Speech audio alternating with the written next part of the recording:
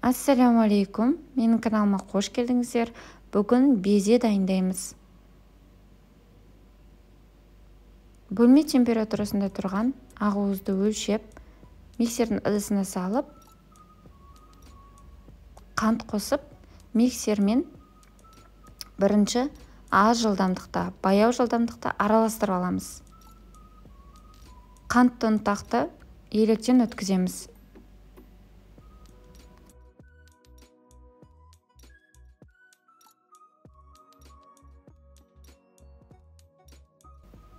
Қантты ұнтақты шетіне қоса отыра миксермен орташа жылдамдықта араластырамыз.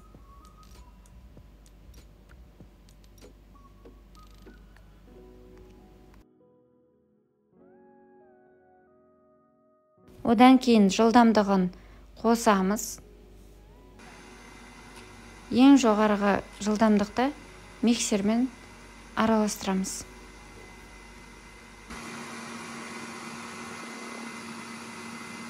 Масса 2 есеге ұлғайған кезде жүгері крахмалын қосып, ары қарай миксермен 2 минуттай араластырып аламыз. Міне осындай стойкий масса шығу керек. Өз-өзін ұстай алатын масса.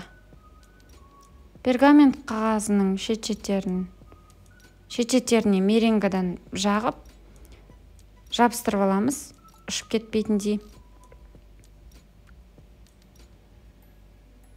2 ыдысқа салып 2 түрлі бояуды қоссаңыздар болады, немесе бір шетіне осылай бояуды құйып араластырып алуға болады.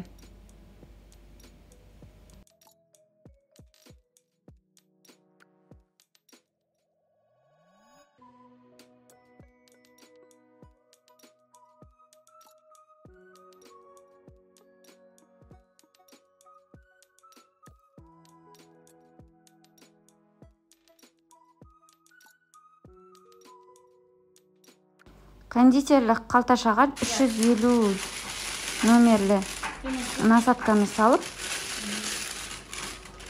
дайындаған массамызды саламыз.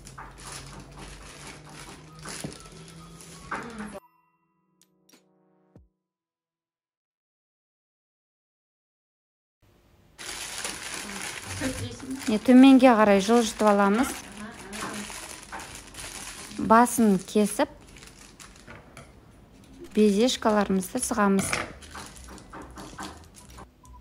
Қараңыздар, бірінші үтір жасаймыз. Одан кейін шпажкамызды қоямыз, таяқшаларымызды қоямыз. Осылай формасын келтіреміз.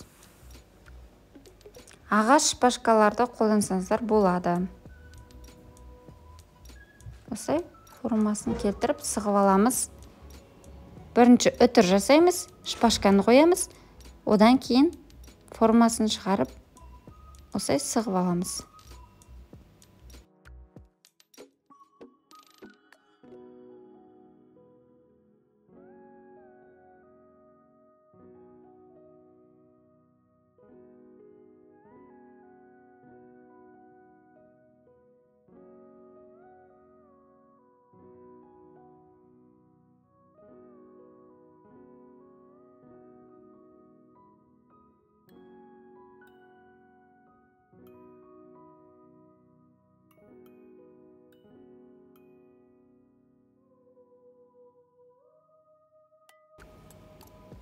Қалған меренгадан кішкентай безешкалар жасап тастауға болады.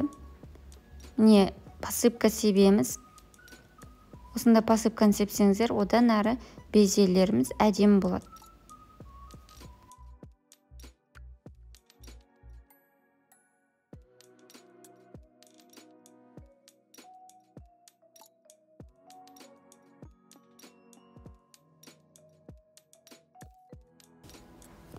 90 градуста қызып тұрған пеште шамамен 2 сағат, 2,5 сағаттай кебеді.